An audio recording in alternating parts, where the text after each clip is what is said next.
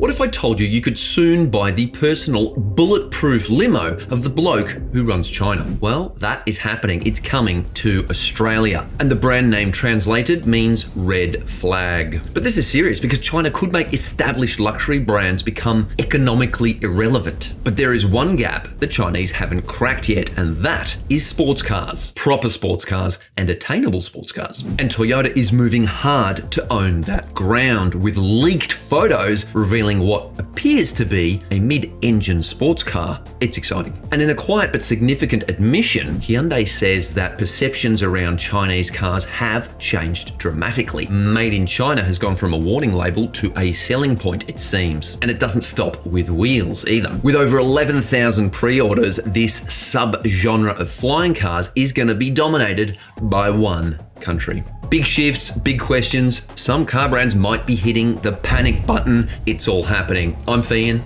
Buckle up. For yonks, the world has only had China's cheap cars, but now we're getting the good ones, potentially. And if you can't pronounce it, don't worry, it's like HongQi. Although some people say HongQi. I think it's HongQi. Anyway, leave a message if you're good with Mandarin. Let me know how to pronounce it. But anyway, it means red flag. Leave a comment on that too. So this is China's state-owned car brand. It's the limousine maker. It's owned outright by FAW. Its most famous car, the HongQi L5, is what ferries around Xi Jinping. Price tag, more than $1 million. It's kind of because it's bulletproof and all that sort of stuff. Jeremy Clarkson once had a poke around in it. It's worth a watch. It's like a cartoon baddie's car, because in real life, nobody could be that bad. I mean, it's impossible. So, HongQi's Asia-Pacific chief, a bloke called Lu Jifang, confirmed Australia's on the list, telling the Straits Times newspaper, and I quote, "In the second half of 2026, the United Kingdom, Australia and Malaysia will be added. Leading the charge locally here in Australia will be the EHS9. So this is a full-size electric SUV, about 5.2 metres long. It's got a 515 kilometre range, 120 kilowatt hour battery, 0 to 100 in about 5.5 seconds. HongQi have even poached Rolls-Royce's former design boss, Giles Taylor, to give the cars some polish. What do you think? Have a look. HongQi calls it, and I quote, Eastern luxury rendered with European restraint. I call it the pride of China aimed at Volvo and Cadillac. One insider who is helping set up HongQi in Australia said, and I quote, Australia is becoming a critical market for Chinese vehicle manufacturers looking to establish a long-term presence outside China. Yeah, I mean, we've all known for some time that Australia is now seen as a test bed for Chinese brands looking to spread into other markets, other mature markets globally. But you have to ask yourself, how many brands is too many? There's already more than 80 brands offered in Australia, and now you can add another one with a very interesting backstory. HongQi's not stopping with that EHS9, whatever it is. They're not stopping with that one. They reckon they're going to have something like 12 models by the end of 2028. They're going to head into Europe as well. They're big plans by the sounds. So what does this mean in the Australian market? Well, HongQi will line up against the likes of Denza and Zeekr, who are already starting to get quite a footprint in Australia. Zeekr is selling a lot of vehicles. And yeah, it'll be interesting to see if people cross-shop these vehicles against the BMWs, Audis and Mercedes as well. That will be very interesting. And that's the question. Should the Germans be worried about this influx of Chinese luxury? They are definitely circling. And maybe a few years ago, I probably would have laughed. But today, having sat in them and driven them, I don't think I'm laughing. So that's the Chinese president's car brand landing here in Australia. But it's not just Chinese brands that are pushing the Chinese theme. Even established car giants are capitulating to China's scale. Case in point, Hyundai. Local Chief Operating Officer Gavin Donaldson recently told me that they are weighing up sourcing more EVs from China. Something like 75% of the world's EVs are now built in China. Arguably, they build the best EVs. The Hyundai Alexio, which is built in China, is already on sale in Australia, and Donaldson says it won't be the last Chinese-built car wearing a Hyundai badge sold here. And I quote, I think we'll see more brands that will have joint ventures or partnerships coming through from China. I think that's inevitable. And Hyundai's hardly the first brand through that door either. Mazda teamed up with Chang'an to do the 6E and CX-6E. Kia already imports vehicles from China, sells them in Australia, and every Tesla you can buy in Australia is built in China. But the bit that stopped me was when Gavin talked about that made in China badge being a stigma. You know, he says that's pretty much evaporated. And I quote, I think it's pretty much almost gone. I think they're all built with relatively good quality from that perspective. There is one line in the sand for Hyundai though. It is very unlikely they're going to build their new ute in China. And Donaldson says that's got nothing to do with quality, it's about priority. And I quote, I would never say no to China, but I would say that we've probably got some other plants that we would probably consider to build the upcoming ute. So there's a lot of other options that we consider first. Never say never, but I'll probably say there are other options we would go to first, and that's got nothing to do with quality. It's just the importance of getting that car off. So right now, about 90% of the vehicles Hyundai sells in Australia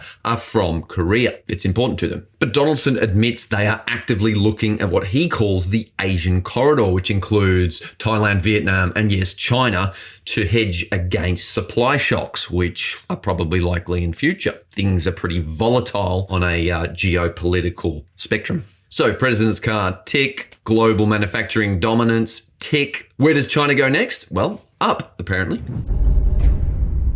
Indeed, just when you thought China had finished rewriting the rulebook in the automotive space, they've jumped into flying cars in a very, very big way. XPeng, which has had a few issues locally, says that they've banked more than 11,000 orders globally for its new flying car. Now, we can debate about whether it's technically a flying car or just a large drone that you can sit inside of, but that's what they're calling it. And how's this? One of those pre-orders belongs to a bloke who lives on the Gold Coast, and XPeng Terry Zhang told me, and I quote, there is someone living in Australia buying one already. He's an Australian. He lives in Australia, but he will purchase overseas. And I think he's still finding ways to bring it here and get it going. So before any of us start flying to work in our flying cars, we're going to need an entirely new regulatory framework for privately owned aircraft. But XPeng says it's working with CASA, which is the aviation authority in Australia, to get to that end. And XPeng is not alone in this race either. Toyota's had a dip. Hyundai's got their brand Supernal. There's also several other Chinese brands you've probably never heard of, and they're all chasing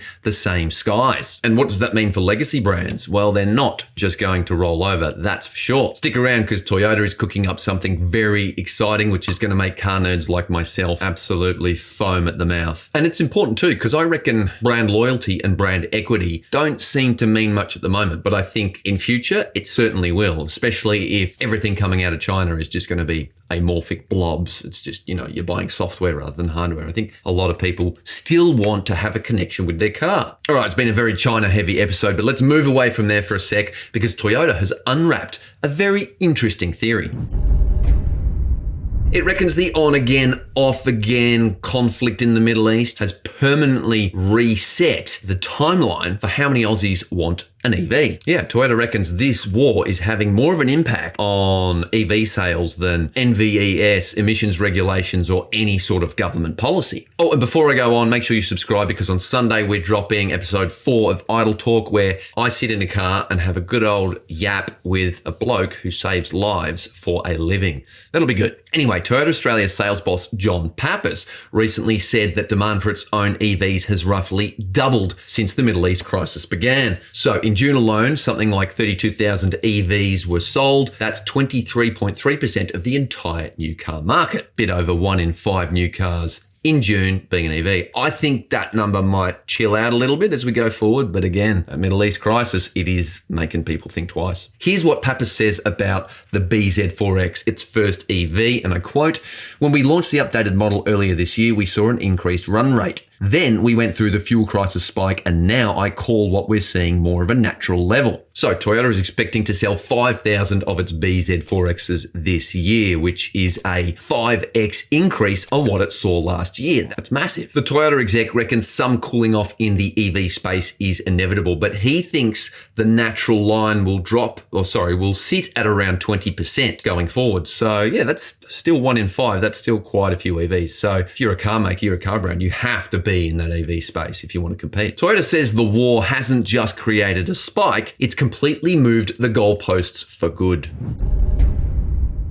Okay, this is cool. This is what I've been pumped about all week. This is Toyota working on an all-new sports car. It's mid-engine. It's been spotted at the Fuji Raceway just outside of Tokyo in Japan. And yeah, this is good. So depending on who you ask, this is either the new Celica that's all but confirmed by Toyota, or the MR2 also all but confirmed. But last time I checked, Celica didn't have a mid-mounted engine. So there's lots of cool stuff on this car. These images were leaked. This is not something Toyota wanted to be out there, or did they? Is there a conspiracy? Anyway, it's got angry aero. It's got a sliding cat flap window, and the soundtrack sounds like it's different to the 1.6 litre 3-cylinder engine developed purely by Gazoo Racing. This one sounds a bit bigger. We think it's a 2-litre turbo petrol. Here's the really exciting bit though. The gear changes in the little snippet of the video that was posted on Instagram are slow, very slow, which suggests there's a manual gearbox. A manual compact sports car, mid-mounted engine, sign me up. So yeah, you've got the WRC project that we spotted in Portugal with that Celica. You've got the MR2. Both projects are clearly coming along nicely. But here's my contrarian question, because I do love playing devil's advocate. Where does this leave the Supra? I mean, I'm pumped, but I'm also like, how does this product cycle work? They did originally talk about 3 pillars, which would be 3 cool sports cars, but they've already got the GR86. They've already got the Supra. If you add the MR2, you can't have 4 pillars if you said 3. I mean, maybe you can, I don't know. Let me know what you guys think in the comments, because I'm genuinely struggling to think where the Supra goes. And especially because it's also entered the supercars competition, the premier touring car competition in Australia. It ain't gonna disappear anytime soon from the racetrack.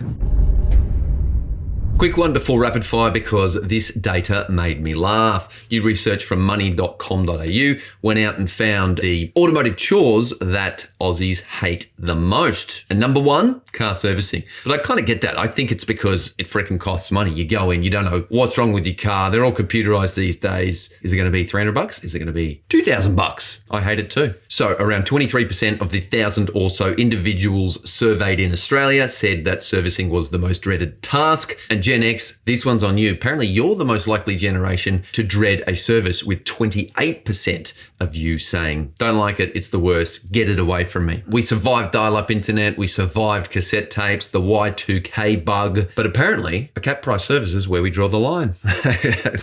Makes sense. I'm Gen X, what can I say? So if you've got a servicing horror story, I'd love to know about it. Drop it in the comments below. Okay, let's rip through the rest of the headlines in the auto industry. First up, fuel excise ends on Sunday. Fuel prices will go up an average of 16 cents a litre across the nation. Fuel up before then. Will EV demand spike again because of higher fuel prices? I don't know. We'll see. The Volkswagen Amarok W600 has been priced, and it's not cheap. But the interesting thing about this ute is that it's meaningfully different. Unlike all the other rock crushers, this one is about corner carving. It's about driver engagement on sealed roads. And this looks mint. The Hyundai Elantra wagon they will never build.